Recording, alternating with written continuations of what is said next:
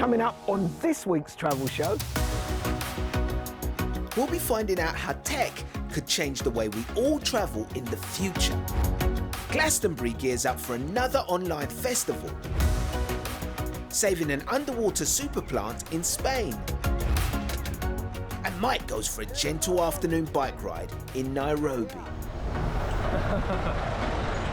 This is a little bit crazy.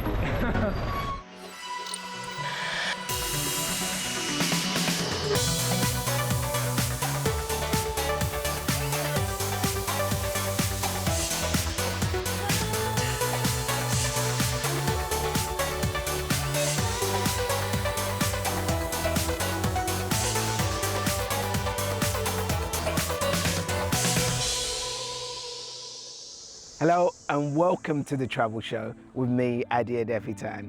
This week we are in London's Hyde Park where the sun is out and it's absolutely stunning here. Even the ducks and the swans have come to say hello. Now in the UK we are slowly beginning to come out of lockdown, so maybe we can start thinking about travel again.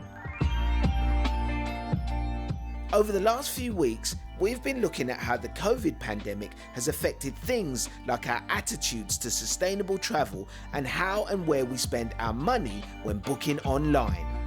This week we're going to look at how tech could and probably will change how we all travel in the future.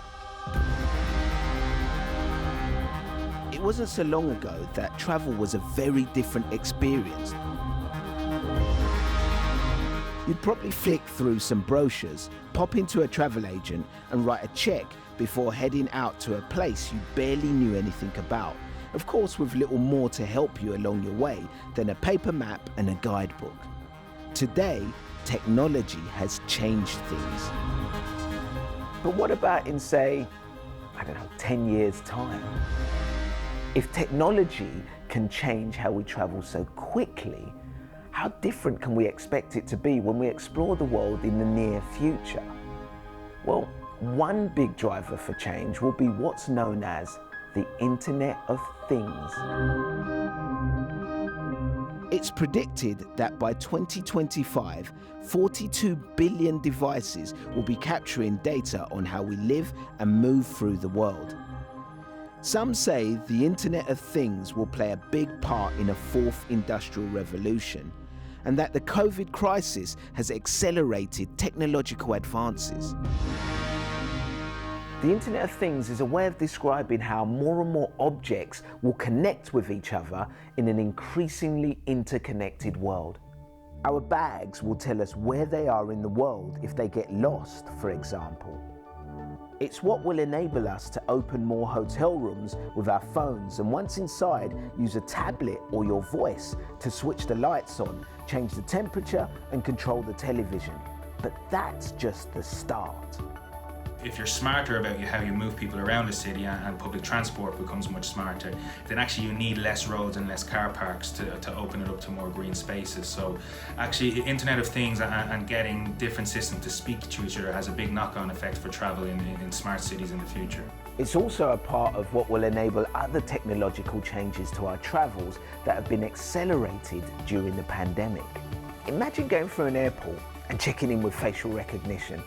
You continue on to baggage drop-off, authenticating in the same way, head on through facial recognition security, and then finally going through the boarding gates, doing it all completely contactless.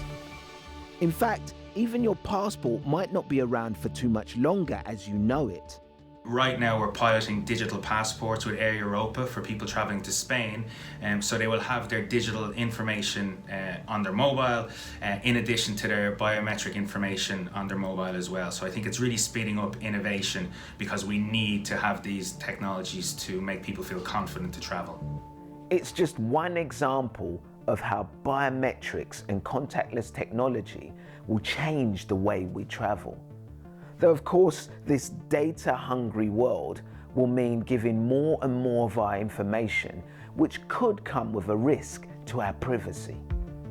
Thankfully now, lots of the technology in this biometric space stores a representation of your information. So not literally a reproducible copy, but a recipe book to enable you to validate it. So this for me is actually one of the positives to come through this period that will improve people's digital security overall. But we have some education issues to work through so people can feel comfortable with this technology and the benefits that it brings. Technology, like having global maps in our smartphones, makes exploring the world much more simple. And the technology of the future will look to make things even easier. But is that necessarily such a good thing? Are we losing the spirit of adventure? Whether you are in the US or in Japan, these online maps have exactly the same interfaces. And I think this can give you the impression that the world is everywhere the same. It's the same pastel landscape that you're navigating using your mobile, but also the virtual places that we inhabit really are like places. If you have flown from London to New York, but you spend the whole time on Facebook, it's as though you haven't left your virtual environment. You're kind of cocooned in the technology. But the technology of the near future will also open up new ways to see the world. During the pandemic, some destinations took the chance to show off their location in immersive virtual reality, and some people think this will accelerate the take-up of this technology in the future, as well as things like augmented reality. Technology might soon make the process of travel far easier. But what's really exciting is it might give us completely new opportunities for exploration that simply didn't exist before.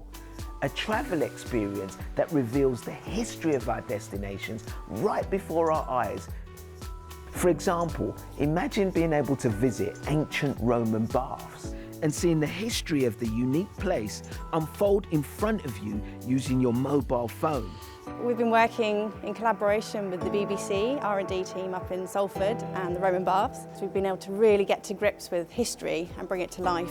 Looking back through the Roman era, where there was the fall of the roof. So through the app you can actually see the roof fall down and cave down in front of you, which is really exciting when you get to see people actually react in front of you. It's lovely. Some of this technology is already available in some form. But the question is, what will really take off to become the new normal of travel?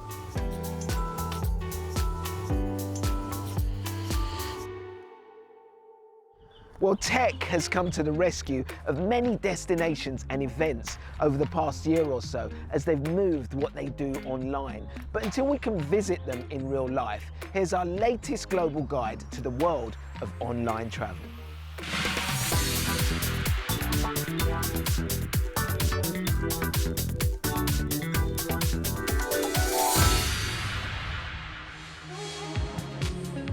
Hopes are high that live gigs could return after successful trials in Barcelona last month, and now in Liverpool a non-socially distanced festival has just been trialled. The event is being held as part of the government's events research programme, with hopes of finding a way to open up venues again. Fingers crossed for good results. It will be next year that we can hopefully return to the world-famous Worthy Farm. But until then, Glastonbury is going online again this year. The event will see a range of artists performing in support of the festival. Tickets are on sale with a number of timed streams available to accommodate audiences around the world.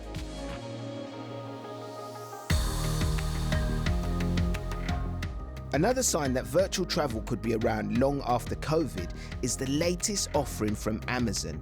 They've recently started trialling Amazon Explore in the US. Its aim is to offer real-time experiences with an expert local host from cities and sites around the world. And finally, one thing that virtual travel allows is time to enjoy the space all to yourself.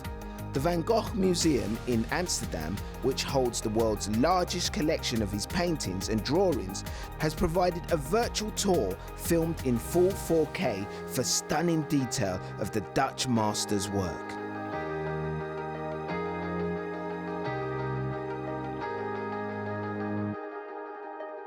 Okay, hopefully there's something there to keep your fires burning. Right, still to come on the travel show. We meet the marine biologists working to protect the vital seagrass around the Balearic Islands. And Mike's taken to two wheels in Kenya. Man with a gun just crossed in front.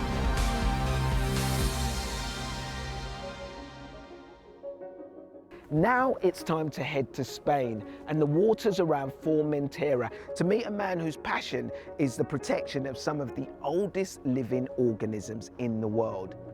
They play an important but little known role in sustaining our planet's natural environment.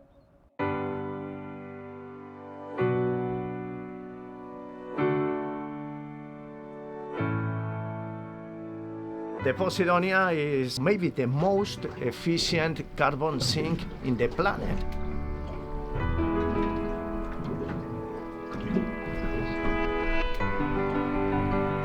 I remember perfectly my first contact with the Posidonia, and it was in October of 1992 in this place. And I came here with a sailboat, and the first thing I saw is this amazing Posidonia seagrass, and I really fall in love. And since then, I'm completely dedicated to the study, filming, and spreading the value of this plant.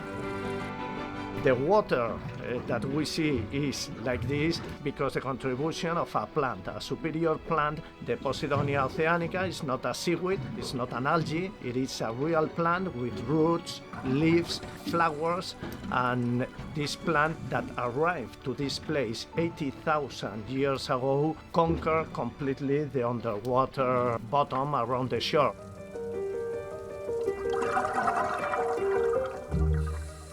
The Posidonia is giving a lot of things to us. It's purifying the water, at the same time it's contributing to the beaches. Most of the sand we have on the beaches comes from the skeletons of millions of organisms that live inside the Posidonia jungle.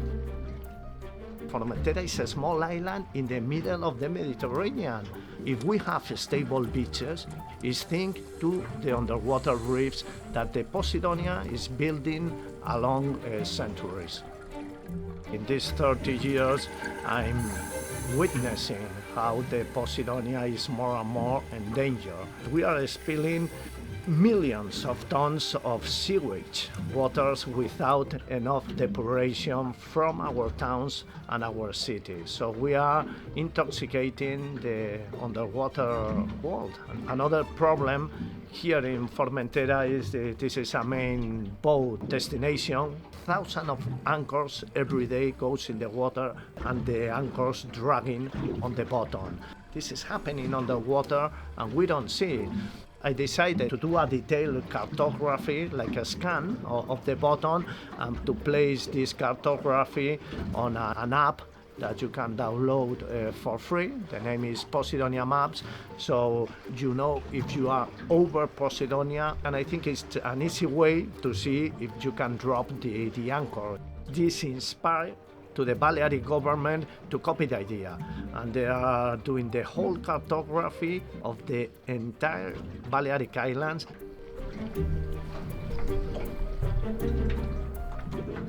The aim of the Save Posidonia project is not just a matter of ecology. People from all around the world come to Formentera Island to see this kind of white sandy beaches with turquoise waters. And just in case one day the Posidonia oceanica dies, we will lose our main economic motor, which is tourism. In autumn, the old leaves are washed up on shore and beaches, and this is used for the houses, for the isolation, because it's so clean that no insect, no parasite go inside. The use of the Posidonia as a natural fertilizer is something that you can see in the Balearic Islands since a long time ago. I think that education is really the way to change the future, and it is educating the youth. And this is why in the summertime we have hundreds of kids, and they learn how to dive, they learn to do underwater photography. They are learning the things we are doing wrong and how to do in a good way. I don't like it to be using an apocalyptic message.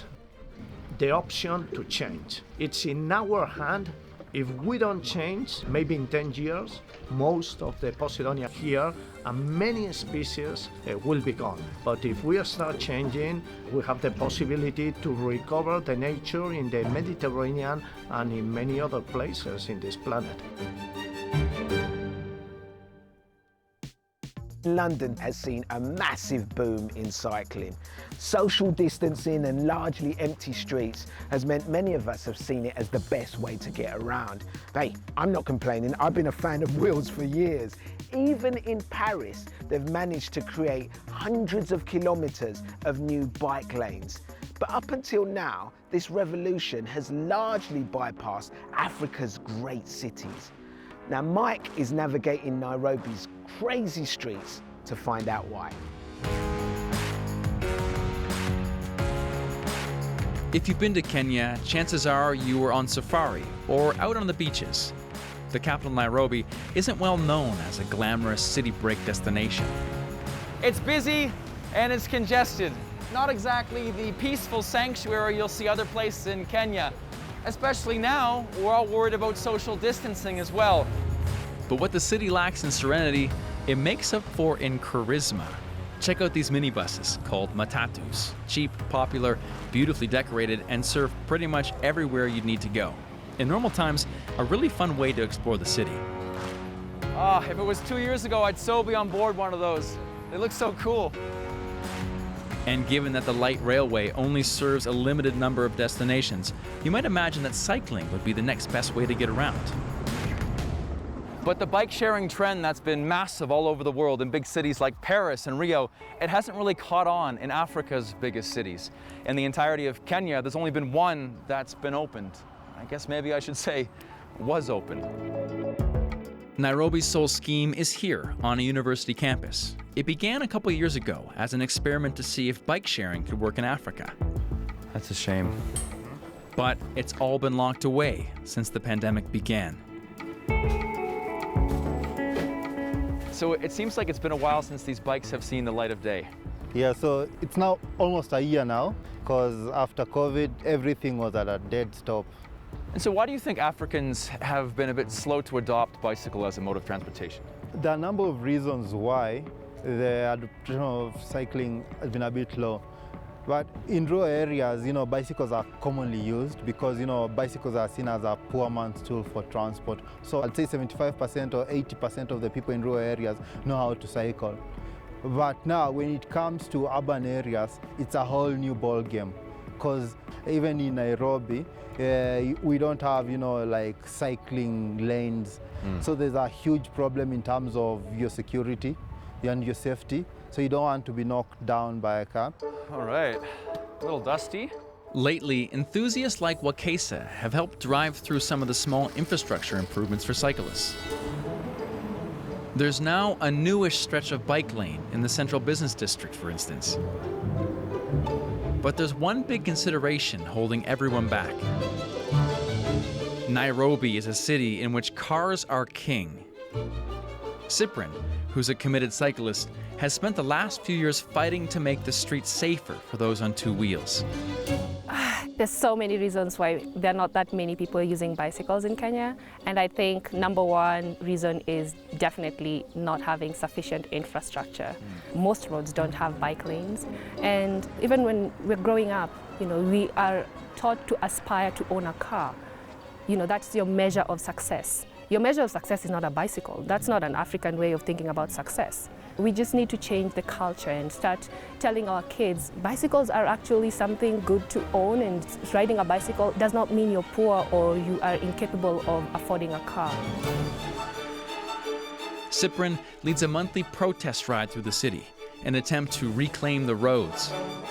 She's offered to lead me on a little guided tour to demonstrate some of the dangers. Well, coming up next, we're going to go for a little ride, right? So what should I expect? Well, number one is you can expect all types of drivers. Some people, you don't deserve to be on the road, so expect everything. But what I would advise is when you are riding in Nairobi is you have to be confident. You have to take your stand. Okay, all right. Motorcycles, cars, people with carts. Wait for me, hold on.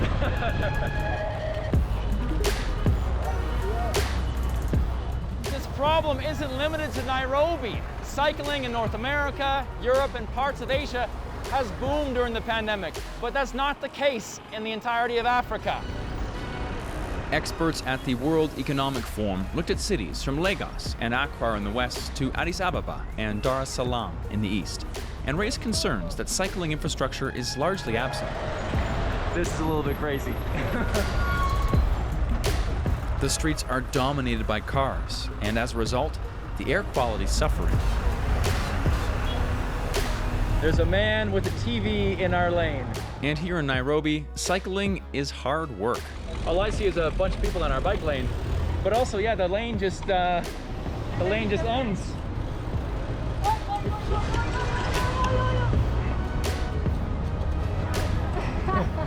And the man with a gun just crossed in front.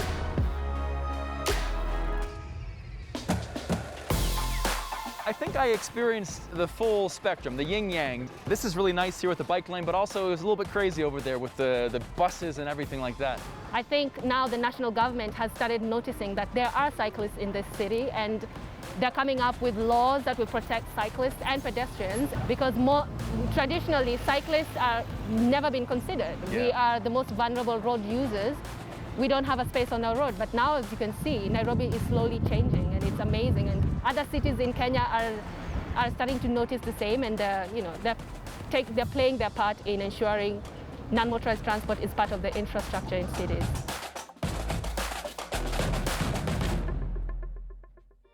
Mike there in Nairobi. Well, that's all for this week. Coming up next week, Carmen's looking back at some of our best moments in Japan, including the time she trained like a ninja. And Rajan went to visit what has to be one of the strangest classrooms in the world. Join us for that if you can. And in the meantime, don't forget you can keep up with all our adventures on the BBC iPlayer. But until next time, from me, Adia Depitan, and all the Travel Show team here in Hyde Park is goodbye.